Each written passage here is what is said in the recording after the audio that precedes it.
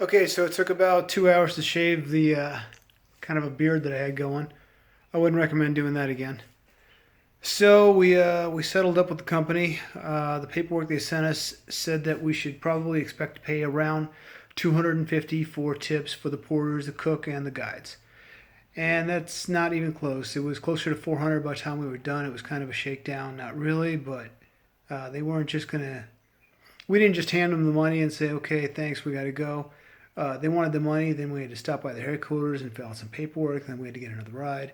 It was just kind of an on and on thing. And yeah, we got taken for a ride. Nobody there. None of the three of us were very happy with anything that happened. Um, I mean, it was a lot more professional than the last place I was at.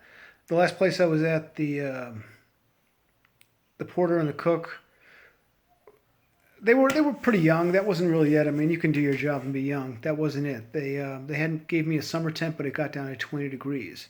They wanted me to carry a lighter sleeping bag because it was lighter, but I would have froze to death if I didn't. The food was horrible. They keep encouraging me to eat more and more, but you don't eat a lot of food when you're trying to climatize. Not when you're going up in elevation. So they were a lot more professional like that, but the guide and the assistant guide that we had, they lied about a couple of things. We caught him.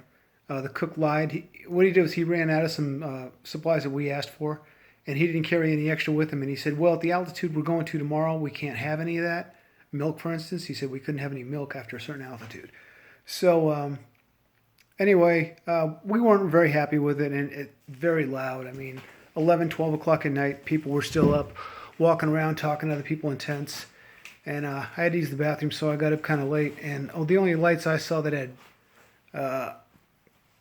there were lights in a lot of the tents, but the only lights on that I saw where people were talking, they were all natives.